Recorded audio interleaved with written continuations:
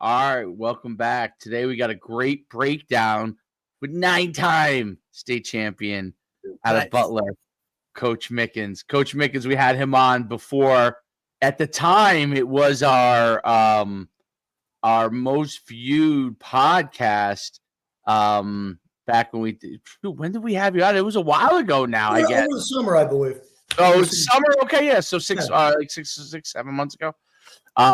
Yeah. And then we roll after that. We started rolling with the college coaches, and they then eventually trumped you a little bit. But that's all right. At the time, yours was like, dude, we were like, whoa, right, Derek? Remember that? I told you. It was unbelievable. So, hey, Coach Schumann, I just I saw your picture on the opening there. I got to teach you a better grip, man. You were palming that ball a little bit. How do you throw that thing? No spiral there, right? Every time I throw, it's a spiral. It's a dot. Every time. So yeah, we were going to break down cover 2 today and beating cover 2, how to beat cover 2, and from an offensive standpoint, just a little background, and then I'll let Coach roll because I have everything queued up for you. The offense that Butler run really has a tremendous ability to attack, multiple styles of defense. But I think, if teams sit in certain types of defenses, it really gives you're giving Butler a tremendous advantage. And Coach is really going to go through. We're going through one specific defense here. I'm really excited to have Coach break these things down. Now, I'm going to preface it with this one thing. Eventually, we'll get to my alma mater. And I did look, Derek, when you told me to look. I did look. Told you don't do it. Doesn't look like the Saddlebrook I know. So, but and first and foremost, even back when Derek played, or when we first started running the offense, defenses weren't as complicated as they are now. And, it's evolved over time, and so have we. And, really this year we took some really big steps, particularly in our passing game. And our head coach, and Jay's been on the show here too. Jason Luciani is a tremendous football coach, and a lot of the new design and some of the things that we do from formations. I mean, Jay did some great play design this year to really help us shake a couple of our athletes loose. Our main focus this year really was, if you really want to score points, you got to get the ball to your playmakers. And, thank God we had a few of them, and, but we had one, main guy that, as far as, we're concerned, one of the best guys ever to pull a jersey on at Butler, as far as I'm concerned, in PJ Coffey. And, PJ's been, playing for us since he's a freshman, and he's grown all the way through. And we're really proud now that he's signed to go to play at Rhode Island. So we're really excited about that. But, PJ was a real weapon that we couldn't have getting 5 touches in a game. So, we worked really, really hard in the offseason to make sure that, from a formation standpoint and, and our route combination standpoint, that we were trying to get him the football, which is right. Which is what you try to do, which isn't easy all the time, because I will tell you that since people have gone to more of a spread set offense, where a lot of teams do now, as where the Delaware wing T was very, prominent when I started running the run and shooting in the 90s. Spread offenses are there. That's what everybody does now. Some kind of version of the spread, which has made it, easier for defensive guys to really come up with schemes that, takes away some of the things that we used to live on. Right. Yeah. So, we've had to become not only creative in the way that we do things from a formation standpoint to get what we want, but we also have had to coach the kids a lot better on pre-snap reads and converting routes once the ball's snapped, and fortunately for us, we had a kid under center that's going to be under center for us again next year in David Smith. That's just he's just a throwback kid, football FBI, off the chart, and real grinder, brother of the New Jersey State Player of the Year, and Yeah. David was The David. last state winning quarterback. David had a tremendous year. We went into the Cedar Grove game where the kid had 1 turnover in 11 games. So, which is what Talk I about that thought stat. was the most impressive thing about him, because the one thing that we talked about with all of our quarterbacks in our preseason meeting was how important taking care of the football is for us to be able to get where we wanted to be in a state championship. So, so a lot of the things you're going to see are, some new, some real good play design that, Coach Luciani really spent a lot of time helping us develop. And, we really felt great about our ability to throw a football this year. Yeah, there's no doubt about it. You guys had a phenomenal season. What you guys are doing is tremendous. So let's dive right into it. We'll start with your I'll just kind of tell you I think each one is a different team here. I tried to mix in some different looks of, primarily too high safety or guys rolling into too high or rolling out of it, so we get a lot of both. Most teams in our league, particularly, are too high teams, or they start in a too high shell. And by the way, once you start watching drone footage, you'll never go back. So, I love drone footage. No, it's phenomenal. Like we've utilized it. It's absolutely, it's amazing. I look at it like this, like we never even had a tight shot. You know what I mean? Like I never saw the tight shot until we got to college. And then, when Dave and I were together, like that was like pivotal. It's like, dude, we need the end zone camera. We need that tight shot, even from a safety perspective, right? Like just seeing that view, it's on a different level. So the fact that you guys already got it, that's awesome. The drone is amazing. Here's the way we're looking at this now. So this is a good example of this is our game against Beckton. Beckton's a very well coached team. They play good defense any time that we've played them, and they had some good variations of two shell coverage here and mixing in some man. You can see we'll go from the left to right here on the single receiver side. This is what we're reading. David's coming up to the line right here, and he's looking at the safety. We would call this middle of the field closed because there is a safety in the middle of the field, but they're going to play cover 2 underneath, and so it's kind of a combo defense here. So David knows to the single receiver side that guy's being bracketed, right? So that's really that's a 2 safety look, okay, because he's being bracketed, right? So on the out.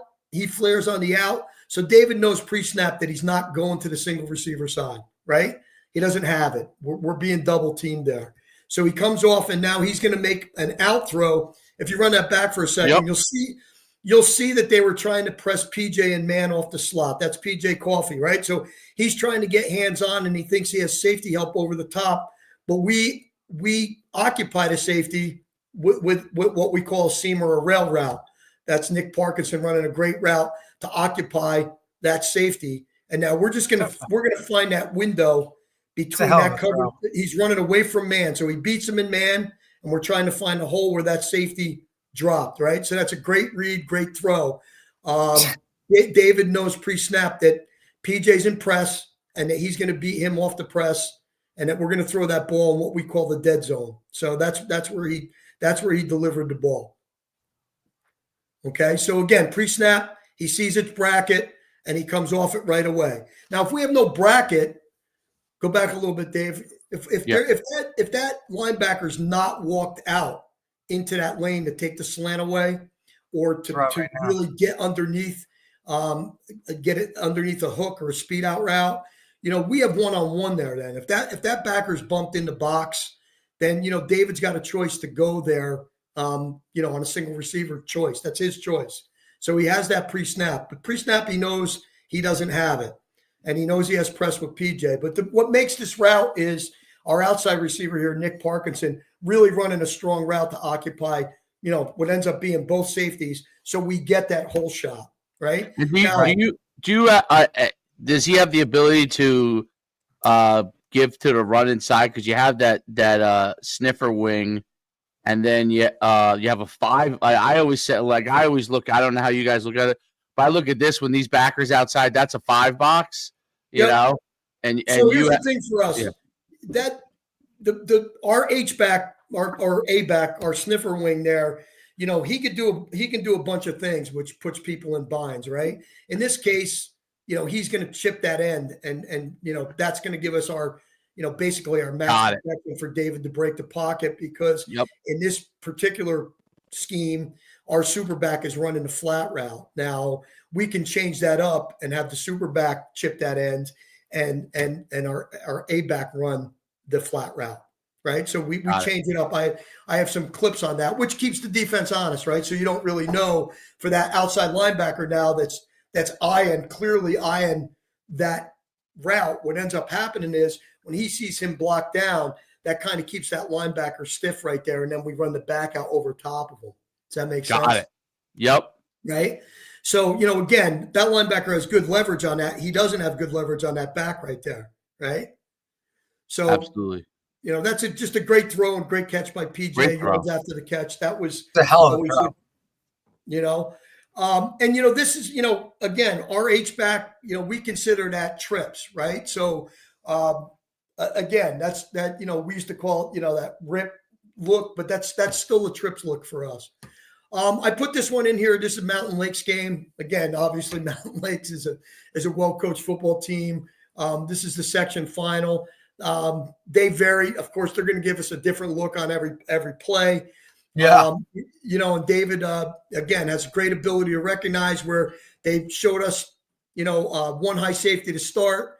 They rolled to two. He knows exactly what his check is. And the reason why I put this in here is because, you know, it's not always downfield, right? This is just a simple stick route to our A-back, Peter Calvi, who's also basically slots. This is a tight slot look for us.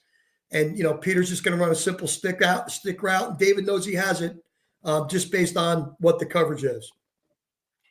So I put that in here to emphasize that one of the philosophies that hasn't changed for us over the 30 years we've been doing this is, you know, we don't run into coverage. You know, you could see that look right there where we just don't run into coverage. Again, this is we're going to look at this as Mountain Lakes. This is a too high look, but we know that they're playing us in man underneath. They got PJ and man here. So we're just going to convert that. If you want to go back to that one time, Coach. Yeah.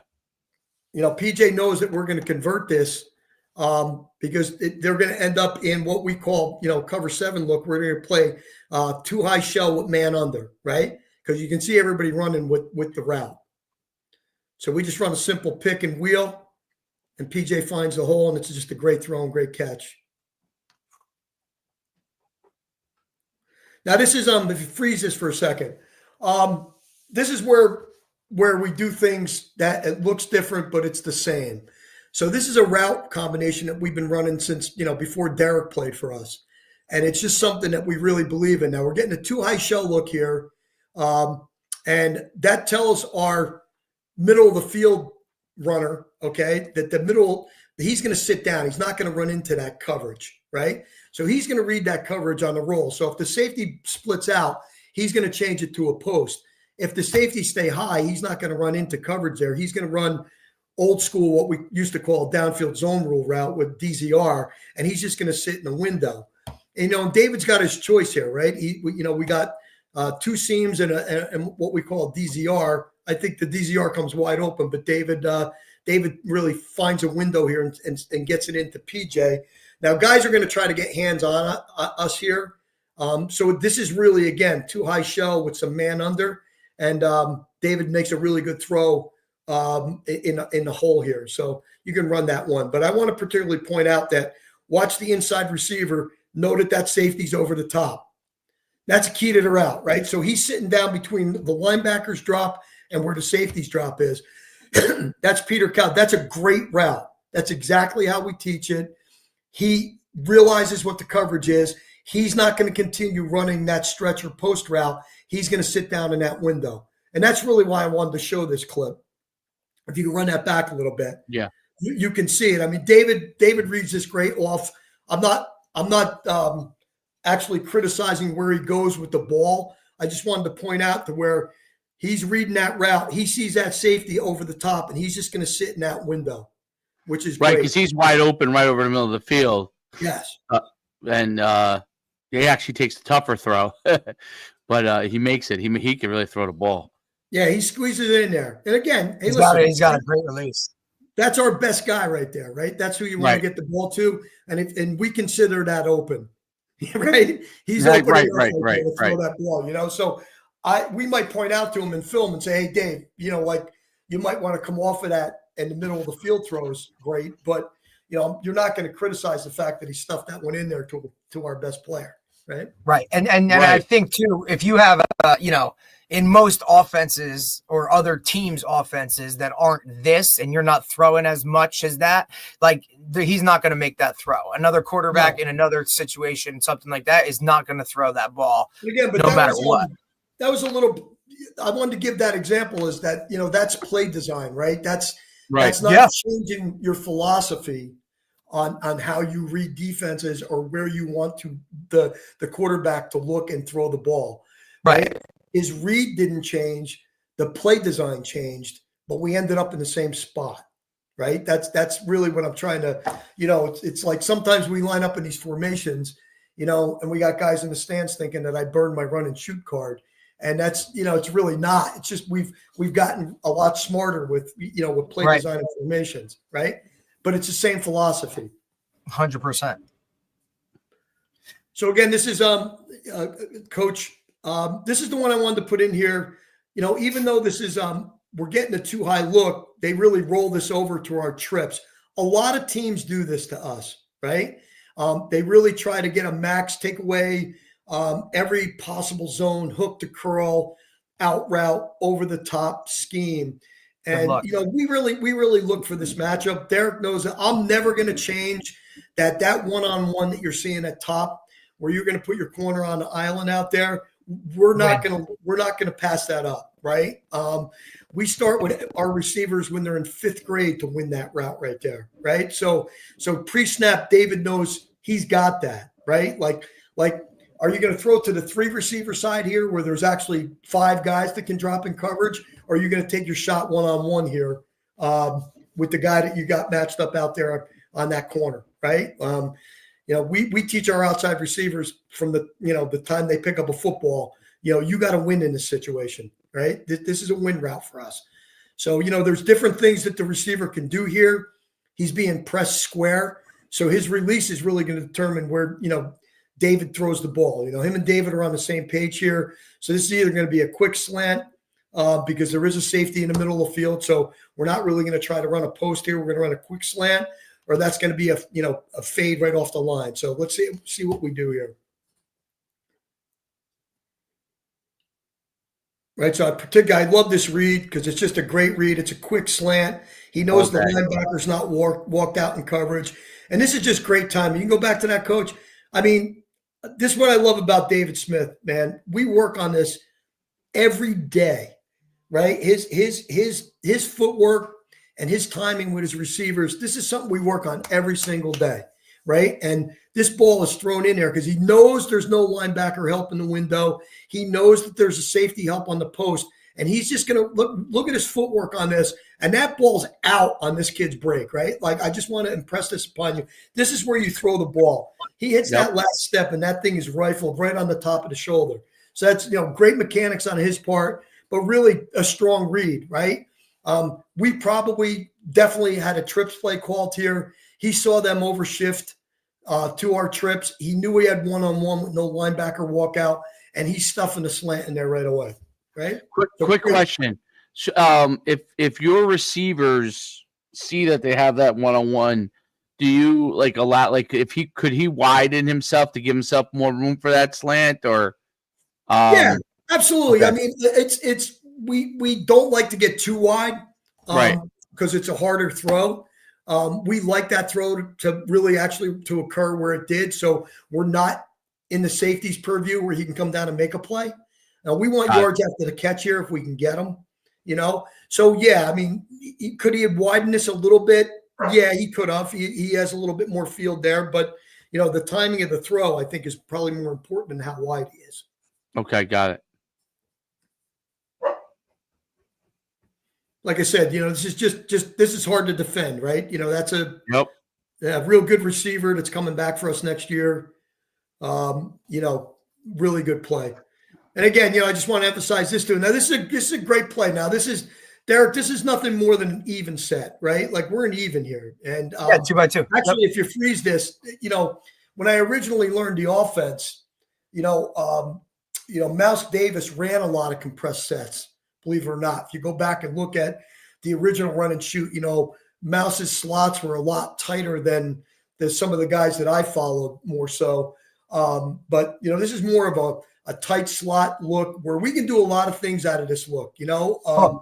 We found that we were always an outside in breaking team, and now we've become both, right? So we could break inside or outside now, which is what mostly what I love about what we've done with the offense. This is also a tremendous run set for us. We've been very successful running the ball out of this set, and also become a really good screen set for us. So we've not put in 50 plays out of this formation, but the plays we have put in have been very effective, including this one. This has been my favorite play of the year because it's a flood concept that really breaks out where, everybody seems to go to a 2-shell and tighten us down on this, which Saddlebrook is doing here. But you can see on the outbreak, it's really hard to cover what we do here. So go ahead. This is really a bench concept. PJ runs a great route, gets collisioned, and then we'll just take the high route over the top. Again, great read by David. We really want PJ to run a good outbreaker here. David sees it right away, and he knows there's no hands on that guy coming off, and that safety's got to get to that dead area, and he's just not going to get there on this route, right? So that's a really good, high to low read, and David saw it high right away, and he took advantage of it. Are you stacked here, Coach? We are not.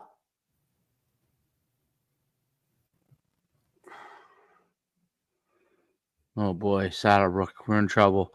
It's all right, Coach. Boy, it's all right. No, I love that, Coach, and I love it too because, look, great. Especially out of that set. I mean, like you said, that's nothing more than a 2x2 set where you could call even, all that stuff. It's just all windowed. It's we used to run that outbreaking from the slot, which we can still do. I think when you played Derek, we used to call out special, right? Yeah. So we used to just it's just it's the same concept from a different formation, right? So the philosophy isn't different, and the way we're teaching our quarterback to read that progression has not changed.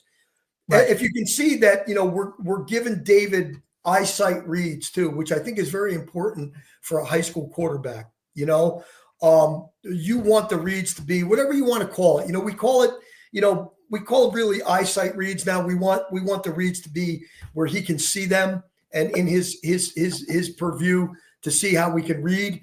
Back in the day, it was strictly high-low, right? If the strong safety did this, we threw this. It's the same concept. We just teach it a little bit different now, because you never know when a free safety or strong safety is really going to rob coverage, right? So the reason why we kind of got away from if the strong safety does this, we do that look is that we would rather really sight adjust that if the strong safety is going to bail and the free safety is going to come down or corner is going to drop out and the safety is going to come down to rob coverage, right? That kind of takes that away. Right. Well, we didn't see a lot of that. We didn't see rob coverages. Right. We didn't see any of that stuff, right? The reads were there because defenses didn't know how to cover us. And if they did, it was one thing, and that's kind of how they did it. So this is Coach, quick question. Do you go under center anymore? Yeah, we do. We do. Primarily because David is a tremendous play action quarterback. His play action game is something that you could not help but put him under center. He's I like him under center. Actually, I was just curious. Well, he's traditionally he's a run and shoot dude, right? If I was going to draw up what a run and shoot quarterback looks like, it's this guy, right? He's got quick feet to his drop, and he really, not for nothing. Some of the things you're seeing on film here, we're soft rolling him out of a spread set here, right? And he can definitely soft roll like the best of them from under center, but he's a tremendous play faker. He works really hard on that part of his game. I am going to pump this kid up a lot because I'll tell you what, he's one of the hardest working guys. If you go to Butler High School, he doesn't play a winter sport. And if it's 10 below today, there's pretty a good chance he's going to be out there throwing the football. I'm just telling you. So I really haven't had very much more respect for a kid ever on how hard he works at his craft. So there isn't too much that David Smith can't do in the passing game. And we're grateful for his hard work ethic. And he's the easiest kid, one of the easiest kids I've ever coached. And we just have such a tremendous relationship and rapport about what we're doing. And he's become a real great self-corrector. You know, I'm not the type of quarterback coach that likes to coach every single throw in practice. I think you have times in practice that you coach the quarterback's throwing mechanics, and it's certainly not in the team period. But as a result, if you have poor mechanics in the team period, you need to trigger yourself to self-correct that. And I think that if David made a leap from his sophomore season to now is that he learned to self-correct, right? So we would talk about mechanics, or we would talk about throws that he missed in practice, or we would look at the drone footage on his mechanics on how he might have missed a throw in practice or a game, but then he would self-correct it, right? Because when the bullets are flying down at Hasbrook Heights on a Friday night, I can't correct his mechanics. He has to, because he missed a couple throws, truthfully, in the first half of the Hasbrook Heights game that we talked about at halftime that he self-corrected in the second half, and he didn't miss the throws in the second half, right? So that's how much David's grown as a quarterback, and he's going to continue to grow. And he's a tremendous student of the game. He really is. Been around this a long time. I put this clip in here because we do see a lot of this, right? I mean, we see a lot of this, press man on the bottom and, guys trying to carry to the safety. And it's really changed us a lot. I mean, we found this is a team we play every year, Sea Caucus, and they're coming up with a good scheme here. They're trying to disguise, trying to show us that they're robbing coverage, but they end up basically in a cover 3 look. And, PJ's going to just take advantage of that. He reads it, sees it. He doesn't get pressed off the line, and he just runs a great, over route here, we call it. David read it right off the line. Really good look. This is our even set. Again, we use this a lot to balance. And we're gonna treat this as a 2 high, right? And now he rolls with motion, and we get 1 high, which we like. And again, that just gives David the ability to throw that ball in here. If you notice that play, if you go back, watch him hang in here and take the shot that he takes. Again, this is something that he's really improved in his game, is that we always talk to him about eyes downfield. His eyes are definitely downfield here because he takes a shot here, right? I mean, and that's just him knowing, trusting his read, knowing where he's going to throw the football. Again, Sea Caucus has given us a lot of movement, pre-snap. We do use motion to try to uncover that. Love that. That's pretty much going to, tip your hand, and he knows he's got that over route right there. That's just a great window. I think we had 4 good routes in that. I think we scored that, pretty good on 4 good routes. He could have hit a bunch of them. He could have picked his poison on that one. He had a whole bunch of them. Right, but again, you're getting PJ free off the line. He knows he's got that before the ball snapped. Listen, on pre-snap reads for your quarterback. What do you have him looking for with his eyes? Really, how many safeties are in? We look safety box. We've always done that. Box count. If we have an RPO called, he's going to hand it off. We have some, good RPOs that we run to keep people honest. And David's a good runner of the football also. And he is a good reader of an RPO. But we're always, Dave, we always read high to low. My quarterbacks, I want to know how many safeties they are, pre-snap read, because that really gives us, a pretty good idea of what the coverage is.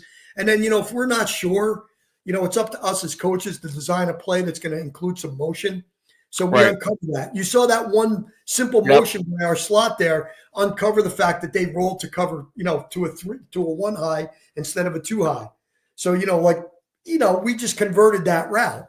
If they sat in 2 high, we certainly wouldn't have run an over route there. It would have been, PJ would have converted, right? But if David still saw 2 high, he would go to the 2 high route. Is that inside guy converting based off of what he sees safety wise? Yeah, middle of field open, middle of field closed. Absolutely, he's not going to run into coverage there. Right. So that's a good over route by PJ. Again, I'm praising a kid that I feel in the 40 years I've been coaching at Butler High School, one of the best guys that's ever played for us. Could have played on any of our championship or great teams as far as I'm concerned. And after running routes for us for 4 years, PJ became a really good route runner. Somebody that could really convert a route without even thinking about it. Got it. I put this clip in here. This is Hasbrook Heights. Again, Heights obviously is our rival. It's become a really good rivalry. And I put this in here because this is really a good look of this is a 2 high look, except they really don't have anybody in the middle of the field. You can see at the bottom of the screen, we're getting funneled and the corner's coming off.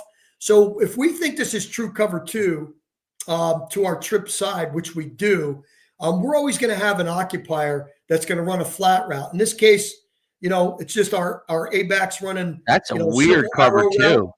What's that? That's a weird cover 2 they're running there. Yeah, well, they wanted to running 2. They wanted to take away PJ probably. They're trying to take PJ away here on a fade. They're trying to take PJ away here on a smash, which is okay. Go back to that a little bit. Yeah. So we're just going to convert here. So our outside receiver, Mikey Henning, he gets funneled, but he knows he's coming under on a dig route, right? So we just know when the middle of the field's open like that, we're going to go to a 2 dig scheme. Go back to that. So I really want to be careful. I mean, we could have run this as a smash and fade combination, but we see the middle of the field's open, right? So that's a middle of the field open for us, and those guys they converted to a 2 dig look. Is that the H that's running in the flat there and occupying? Yes. So he's running the old arrow route. Derek, this is an old version of slide. Yep. This is Coach Schumann. So this is one of the original run and shoot plays ever, right? And it's slide because the 2 receivers here have the ability to slide a window. That's why we call it slide. And you can see that they both slide a window. I think David sees the linebackers drop here and doesn't go to PJ. And I think he makes the absolute right read to throw this to the outside dig because his head's in that window. You see where David's head is right there? If you go back he's throwing in that window. He knows that outbreaking dig is going to be his look. That linebacker passes off. Okay. Great throw. Tight window. But that's where he's reading it, right? He knows that's coming off of there, right? And he knows he's going to throw it in a hole where the safety's not. So that's just a great read. I mean, people will say, well, why didn't he throw it in there to PJ? I think he knew that linebacker was dropping the depth there. And that's a great read by him, in my opinion. Right. I guess he probably doesn't know if that. He probably doesn't know if that linebacker is going to run to the middle of the field either because they're playing so wide. So by going to the outside guy, he knows that guy's going to be open. The guy running towards the middle, obviously that's a home run ball, but he doesn't know if they're dropping a Tampa 2. I mean, they might, because they're playing so wide. Like I would assume as a quarterback, wow, if they're playing this wide, they got to run a linebacker down the middle. It's too easy, right? So, teams like here's the Heights is you just saw a really good cover 2 look by Heights. Right. And here they're giving us a 1 high look here now, right? So these guys can coach too. That's the point. So we have to always be prepared. So we really just saw a cover. This is a cover 3 look. I mean, they could do what if you run that back. It's a cover 3 look, right? We're going to treat this as cover 3. We got 7 and 1 inside corners, right? They're playing cover 3. If you go back again, if you look to the single receiver side. David knows he doesn't have that. That linebacker's walked. We knew on film that he was going to drop to try to take away anything short to a single receiver side. So again, we're going to take the PJ matchup, on a slot cover, and we think he's going to win that one-on-one, which he will. Right. So this is just the same route we ran out of bunch. Right, out of bunch. It just you have the wide guy taking away the safety, right? Or exactly. So it's just, again, these guys can coach too, and we're just trying to take advantage of the fact that we can convert that route no matter what formation we're in, right? So again, they're playing us. The key here that I want to stress to you guys is we never used to get that. See number 4 right there? Never. Yeah, we never used to get that look back in the day, right? That linebacker was always – we used to go against a lot of guys that were – they'd walk a linebacker out from 4-4, right? Everybody was a traditional 4-4 team, right? But guys have evolved. Hasbrook Heights does a really good job that I will tell you at heart, Hasbrook Heights is a 4-4 football team. But when they play us, they're going to give us a version of 4-3. They're going to line up in some 3-4, but they're always going to give us that linebacker that's edged out. The RPO linebacker, the guy that we're going to try to, F with in the running and passing game. But in the passing game, our quarterbacks really need to know where that guy is and what he's doing, because you have to be able to throw a ball like that, right? So if you run that back, on the last play I showed you, number 4 was dropping into coverage to take this very play away from us. Now, we made some adjustments, and we realized that on a play action here, that number 4 – yeah, he's coming. He's trying to take David away here on this read option. Boom. And David does – David's reading this now, right? This is an RPO. So this is a great throw. So David's eyes are up. He sees number 4 hedge his bet, and he's going to stick this right in here on the slant against the cover 3 look, right? So, again, that's a great read by our quarterback and receiver combination there too, because he adjusted that to a slant where David could see him. Again, remember that eyesight view. We want his head. He's riding that. He's going to give it, right? He's going to give it if he doesn't like it, right? And again, that route's in his eyesight. This is another team we played. We played twice this year. And this is nobody likes to play a team twice, right? We played Walwick as our traditional game scrimmage. They learned from our game scrimmage, and I thought that they did a lot of really good things to try to disguise their coverage on us. But again, this is if you freeze that right there, Coach, we really felt more comfortable in this game being in our spread sets. We thought we had some advantages, but they were, again, this is a team that's trying to keep. This is 7-man box, right? You can't deny that it's a 7-man box. Yep. We still read it that way, Derek. And even though, they're playing with, a safety that's not in the middle of the field, we feel like he can drop to the middle of the field. So again, absolutely. This is just, I wanted to show you that this is, again, that, we have a route called here to the 3 receiver side, but David knows he has a one-on-one matchup against a kid that we think we can beat, and he's going to take it. And even though the safety tries to get over the top, it's not going to happen. We're just going to run a stick fade here. David puts it right on the money, right? So, these are things that we practice that's a standard run and shoot route right there. That's just, and I think that's, and Coach, that's important too. And I think, that's one of the things that why, guys are looking at this, and, I'm sure a lot of people are going, well, look at that. Like the timing, okay, of the throws. It's timing. If you go back, Coach, it's also the release, right? So, this kid's a great receiver.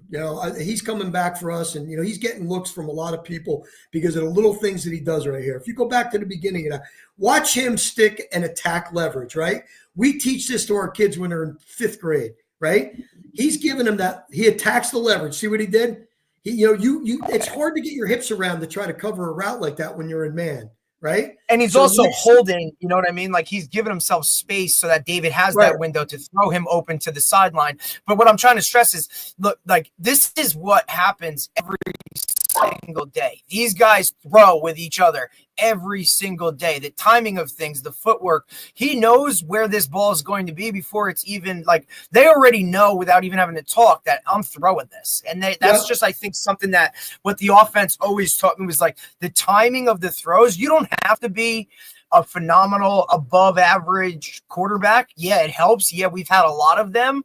But I mean, look, I just look at like the guy I played with. He knew when to throw it and where to throw it. And that was all that had to be, that was the best part about it. And that's what I love about this offense. You're talking about window throws. If you're on the same page with the offense, Yep. then the other stuff is just a bonus. See, the big thing here too, Coach Human, is that this is an old school way that we read things here. That's a 7-man box, right? Yes. Even if somebody drops in coverage pre-snap, that's a 7-man box.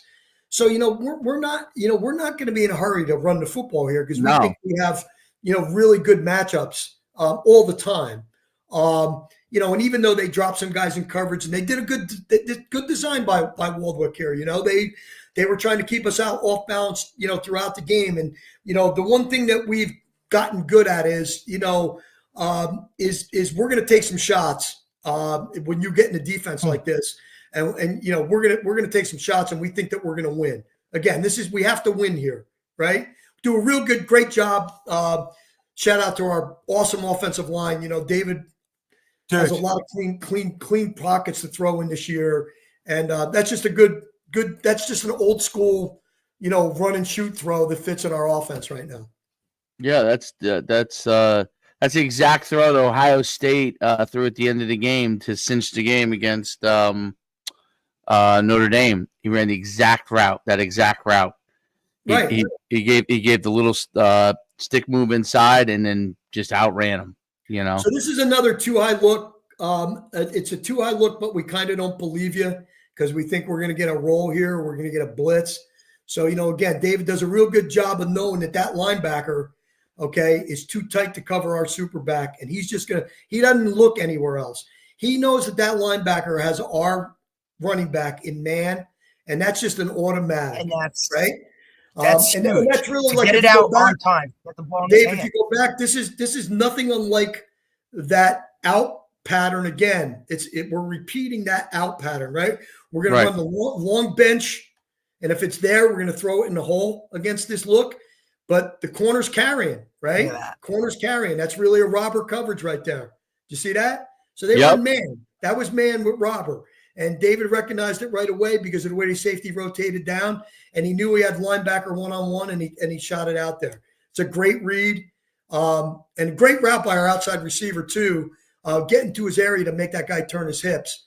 So David's reading that, right? He sees that and he knows right away, I got that guy wide open, and we'll take 10 yards on that all the time. But it's the same route combination, right?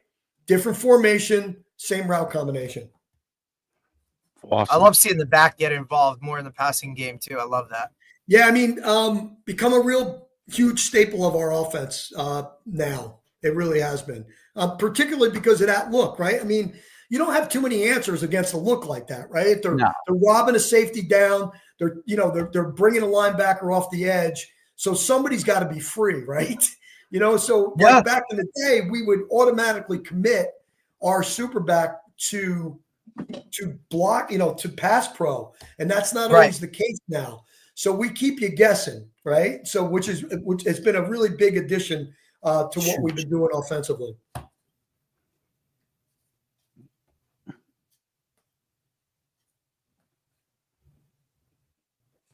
Yeah, so this is the one like I showed you before. That's a whole shot to PJ. So that's again against the a 2-shell look. I mean, you guys will see that a lot of teams now, like if you're in spread, that was the whole shot. Yeah, they like to guys like to play with 2 safeties. I mean, our defensive coordinator likes to play with 2 safeties. There's you could be way more innovative with a 2 safety look than you can be with a 1 high. I mean, if you're asking me what gives, me and coach a lot more challenge is line up in 2 high, right? Because then, but it's great for us because then we get to create, right? So it's made us better coaches too. I mean, listen, a 6-man 1 high box is what we designed the offense on originally. And if you're going to be a 1 high 6-man box, we'll go back to the shit that's worked for 30 years. We're not going to change that too much. The challenge. that's what, that's what defenses were back then, right? It was cover three. Not a lot of guys changed or did multiple stuff, right? That we would see. And plus the teams you play have changed. The league has changed, right? Like, so you're seeing different things. And look, like you said, kudos to some of these teams that like come up with different things that now you have to work with. But also kudos to you. I mean, look, all the success in the offense, yet you're still evolving, still changing, still doing things to do, to make it successful year after year. Yeah, I mean, I just finished my 42nd season. We've been throwing the shit out of the ball at Butler for a really long time. With some good play design with Coach this year, and some of the things that we changed, I haven't been more excited about what we're doing right now than I had been, when we were throwing for 4,000 yards a year. I just think that we're so much more accurate and efficient with the football right now on what we're doing, and so much taking advantage of. If you're going to give us that, we're not going to sit around too long, and go through a big play sheet of things that we're going to do. We're really defined, and I think what we've added to our program. That's really great is, we've had a couple great additions to our staff this year. Can name a few, but, we added Bobby Brown this year, came over from Verona. Bobby was a slot receiver for me back in 94 on that great 94 team.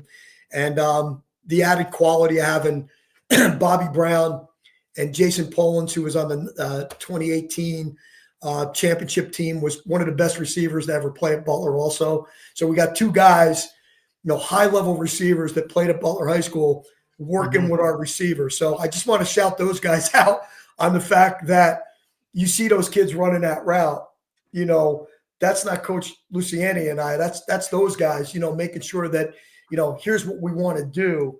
And those guys going out every day and making sure those dudes are running right routes at right depths against, and converting against defenses, and it's just a blessing to have guys that played in our program come back and coach for us, which I think really made a big difference for us this year. We have a staff full of guys that played for us with championship pedigree. The only guys on the staff that didn't play at Butler are Coach Luciani and my son, and they both. My son's been around the program since when Derek was playing. So I think that made a big difference for us this year. But coaching the little things, because we did change some things up this year. I'm not gonna say that we didn't. Coach wanted to, throw the ball a little bit differently, and the design was something that we worked on all off season. And listen, we're doing it right now too. You can sit back on your laurels and say, we have a really good football team coming back. We really do. We graduated some dudes, but we got some dudes coming back. So, our expectations are not, they didn't go down. Our program's in great shape, and we have a bunch of playmakers. The best part of our program right now is that we had a really good sophomore class, and we were banged up in the middle of the season, for sure. And those kids got some meaningful playing time and showed, really what they can do. And so we're not really going to have, listen, we're not going to have PJ Coffee. So, to say that you're not going to have some kind of drop off would be foolish for me to say that. But, as a program, we don't really feel like we're going to drop off. And my point there is that, we're still trying to find ways of going back and self-scouting and looking at the way teams play us to see what we can, get better at. You can always get better, right? Doesn't matter if you're doing it for 4 years or 40 years. It doesn't matter. This is laboratory time. It's like there pretty isn't much a day goes by that Coach L doesn't send me that something he wants to do in the red zone. He just sent me something yesterday.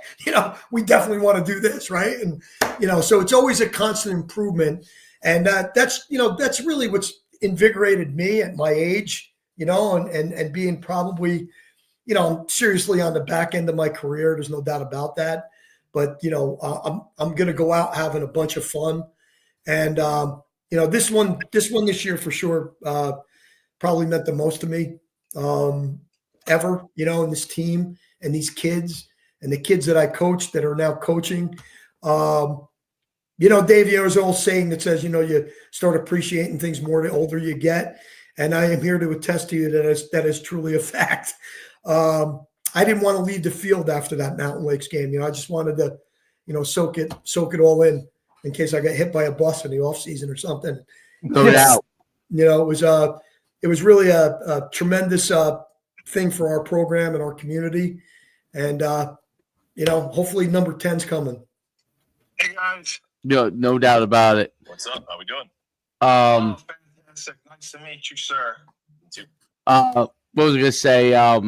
It's amazing what you guys are doing. That breakdown was incredible, absolutely incredible. Like it's interesting how the concepts of being able to run the same kind of routes and the players adjusting, that run and shoot concept is it's so powerful. And it allows you to not have to run a bunch of plays in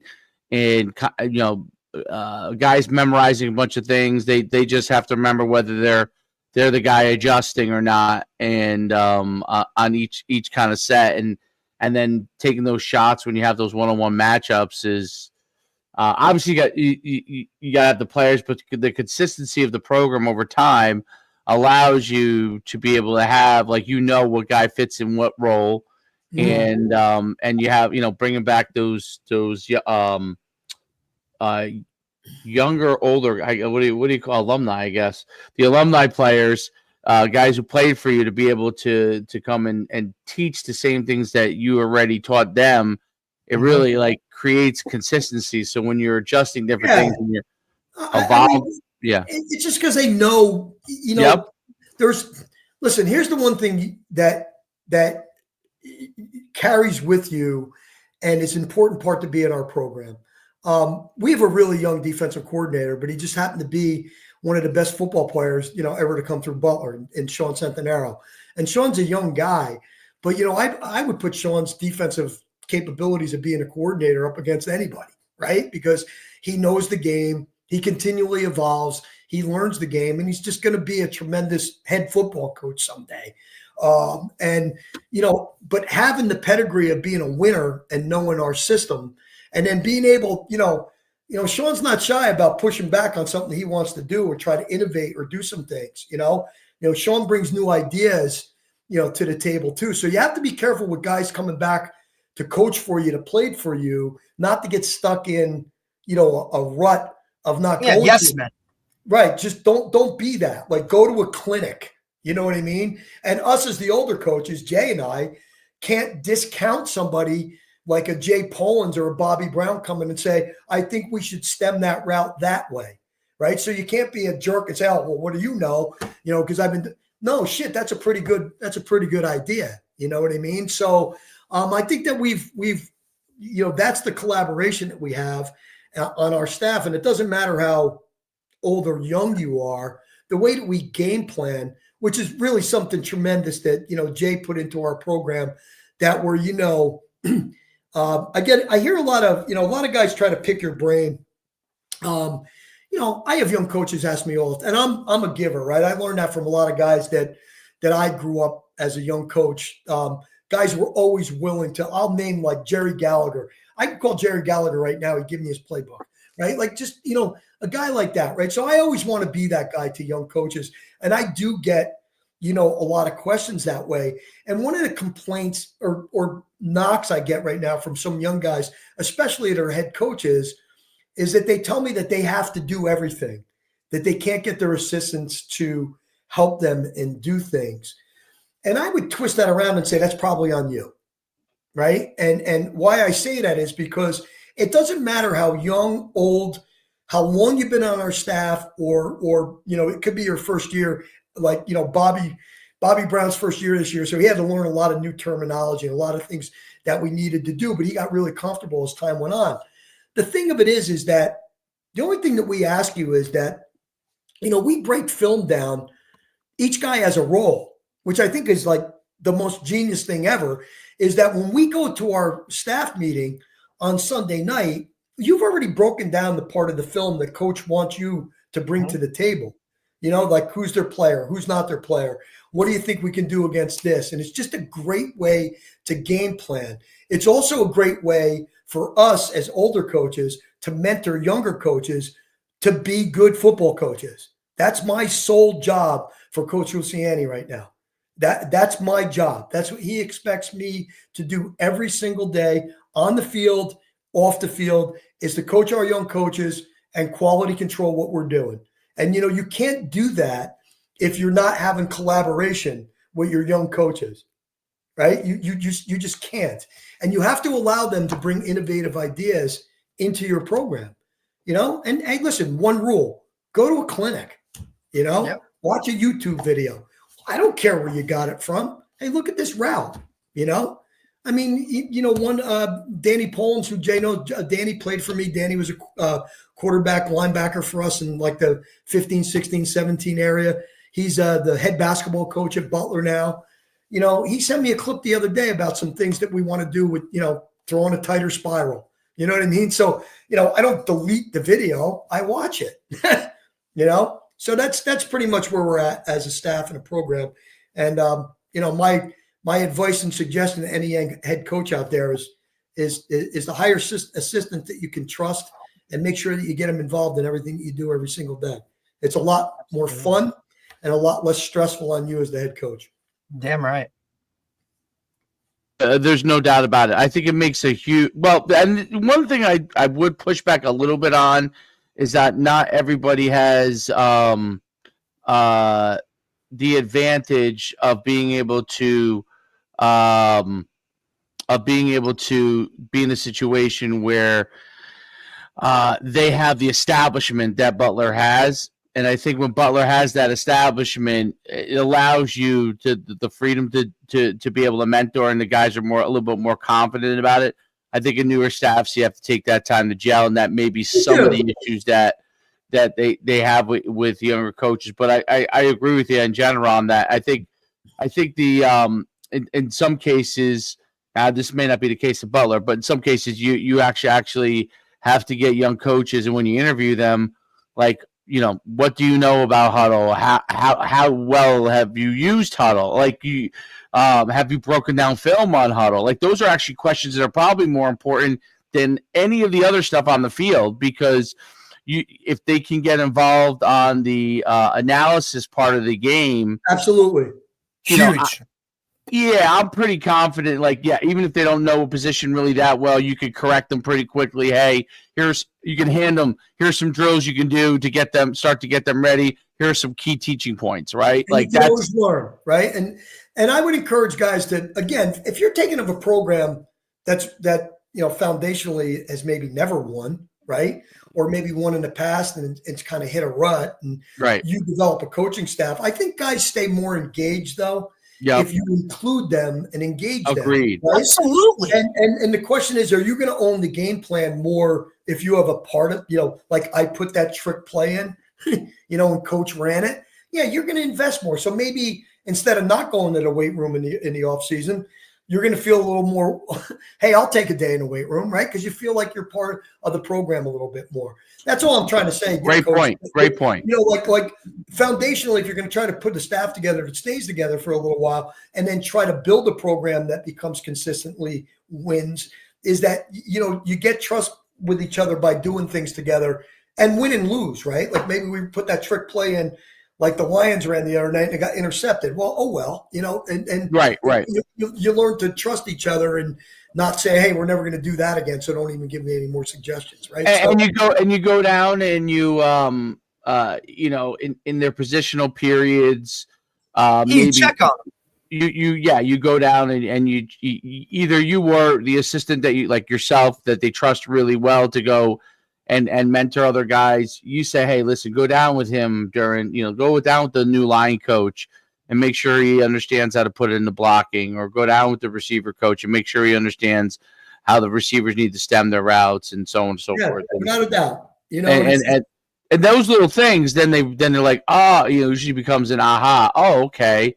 All right. And then they're on their own. And then, well, all right, you're on your own now. What was the questions you had? Like, what didn't work the way you wanted it to work? For any young coaches out there that, feel like, how do you win? right? Like what is it that wins? There's a couple of pillars in our program that never change, and it has really to do with practicing and coaching. Everybody talks about coaching the little things, but do you really? Do you do it every day?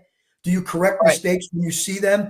Even with the youngest player that maybe he's never going to play a game for you that year, but he's going to play a game for you next year, right? So you don't correct a freshman's mistake in a drill because he's not going to play this year. So that's what I'm talking about, little things. And the little things have not changed. We block every day, we tackle every day, and we take care of the football every day. Those are the three things that have been staples of our program all the way back to when I first started coaching and continue to be. Those are three things that are non-starters in Coach Luciani's program. We block, tackle, and take care of the football every single day. And it shows up on Friday night. Then it doesn't matter what plays you're running, right? So if you're a young coach, I would suggest those three things should matter to everybody's program, right? Yeah, no doubt about it. Absolutely. No, it's been phenomenal having you on. Thank you, Coach. I appreciate it. It's great. It's seeing how you guys think about not just the passing offense, but how you kind of put the pieces together and how you do everything is really like a clinic for coaches to understand, like how they should not just thinking about offense, but how you thinking about communication within your players, and obviously you talked about the coaches as well, but with the players and that kind of mindset is something that is really, really important because it's the beauty of what you guys do is that there are set plays and there are adjustments, right? And the set plays and the adjustments make the set play work, and the communication between the quarterback and the receiver and everybody being on the same page makes things that look really, really, I mean, I'm sure to most of these teams still, it looks very complicated to them. But for your guys, they understand, like they would probably say, if me or Derek or if I was to interview them, they'd be like, man, this offense is easy to learn, right? And that's the beauty of it. Whereas if you were to ask defenses you play and be like, oh my God, like in one play they're handing it off to the guy, and the next play but there's really once you've been in the system and you understand how these things work, it really, really is great. And it helps you to teach when you teach your coaches. It also, it's like, no, not all these things aren't going on that you think are going on. All these things aren't going on. One of the coolest things that we do, and we've been doing it for a really long time. And again, you talk about buy-in and kids learning things, and because let's face it, it's about the kids, right? I was taught a long time ago that the field's an extension of the classroom. So, you're always teaching, but you got to try to make it fun too. And I think one of the neatest and funnest things that we've always done is the kids are involved in naming things with us and how we call our signals. Like if we put a new play in, we have this big thing about what the hand signal or what the code word's going to be or any of that stuff, or how we have multiple code words, right? So nobody picks up on it. And every team that we do it with kind of has a little bit of a different sense of humor or a way they're looking at things or something modern, you know what I mean? Or, our receivers this year were Power Rangers, right? They all had the different gloves and all the rest of that. So it takes on different themes, but when you allow them to have that level of responsibility, they don't forget the play, right? Because they know that, oh yeah, we named that because we do this, right? Yep. So I would encourage coaches to trust your players too, and to teach them that way, right? Some kids learn differently, but being involved in the game plan, which, our kids are involved in the game plan. And again, they become more vested in, well, I'm doing this just because coach said I had to. No, I'm doing this because, we watched on film and I think I can do this with the guy. So if you're not a flexible enough coach to trust your players, you're going to say, oh no, that's not how we do it here at Butler. And we don't do that. We don't do that. What I like too is that they're learning it from a time that they're young, and so and that flexibility probably comes from the time they're youth. One of the things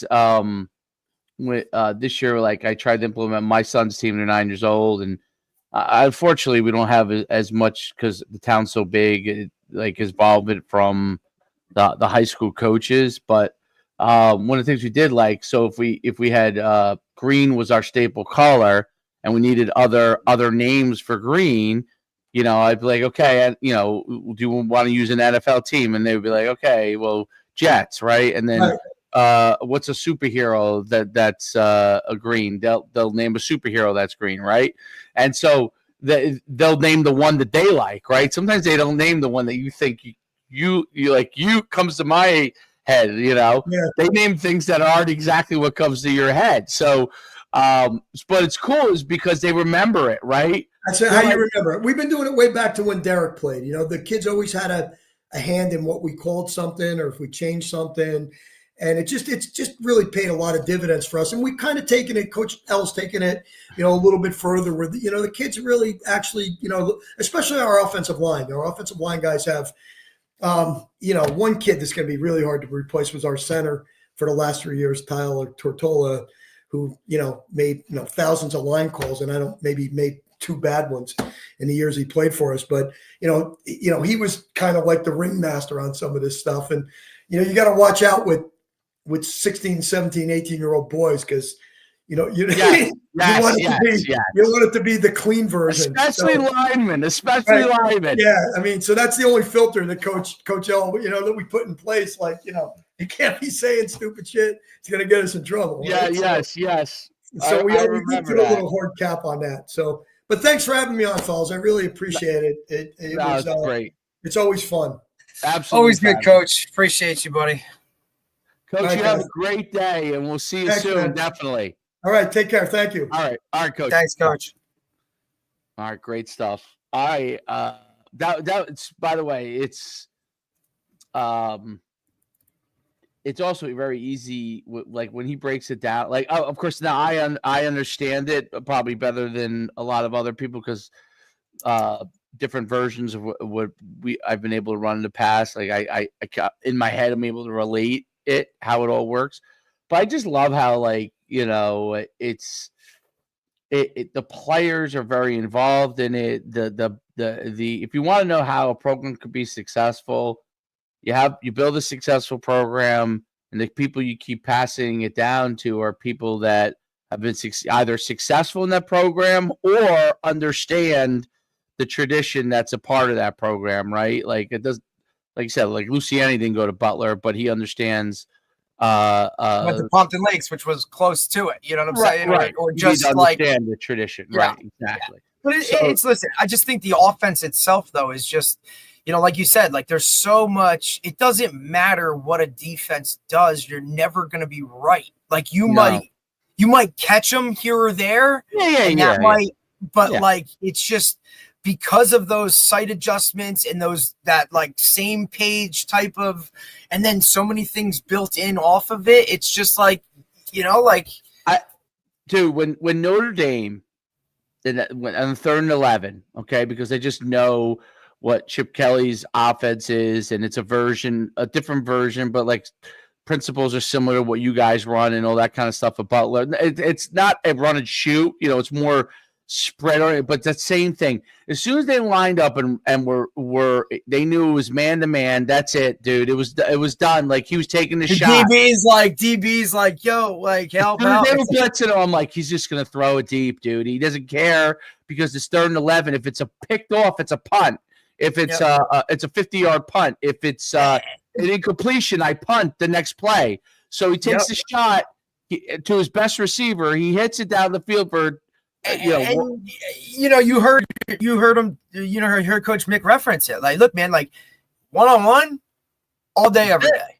Like, my best guys out there, right? Like, hey, I'm gonna give him a shot. Like, like here you go, dude. Like, our guy's better than your guy.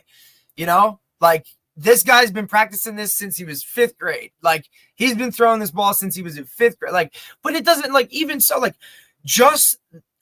To play in a system like that where you have the freedom, if I see a one-on-one matchup, I can let it fly, and my coaches are going to support me in that all the time, right? And you're talking about a kid who's a first-year, like this, he's a first-year starter, this kid. Yeah. I'm involved in younger kids into I tell any parent that like has a choice, like you can go to this side or come over by me.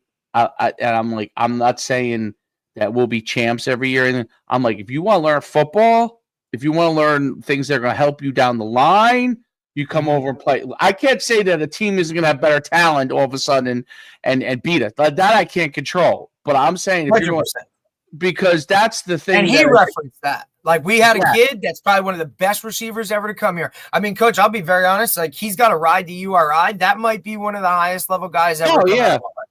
You know what I'm saying? Like, hands down. That guy who went to William and Mary. Right. Like him, Conklin, make a couple guys maybe to like a Fordham, right? Conklin was like a 700 guy. Like, but I'm like, but I mean, you're talking about these are guys that get it done, like, without that stuff. Like that kid's the rarity, which is why, you know, it's just different. But I love that. That's why I just like that offense. I'm glad. I wanted him to really talk about like that DZR route. Like, yeah. It's just such a simple, like, you know, like you, and so I always thought it was the norm. As soon as you see it's open like that, you're going to sit down and you just sit in the window, dude. Like, and I'm just saying that, like, and that was always like, hey, if this isn't clear, like, if that's not there, you know, that's going to be there. And that was like, you know, from a freshman in high school, I learned about having to run my route, see where a safety was, and depending on what he did, I had to do something from that. You know what I'm saying? So guys that are like, oh, you run this route. And it's like, well, why would you run it there? The guy is standing there. It's like, well, that's the route. That's what you drew on paper. Dude, that's not how I was coached. So it's, right. You know what I mean? Like, it's just so like that, those things, it's like, yeah. Like guys in the NFL are like, you know, oh, jumping window, or like, you know, you saw the throw where he's jumping windows and throwing windows. Like you're not supposed to stand behind the defender. Oh, coach, that's how you drew it up. Like, find a window. Like, find the window. It really is like, it's a lot of, you know, higher level stuff that's really very simple. Like, so I'm glad he came on, dude. That was awesome. Awesome. All right, let's limit the roll because I got to go over to. Go get him. You got to see this controversy. I got to tell you about that after I get off. It's about what? UConn stuff? Oh, yeah, it's great. They're on it right now, and I got to get on there because, well, I'll tell you after. Let me get on here. Go get them. Good luck. Thanks, man. See you.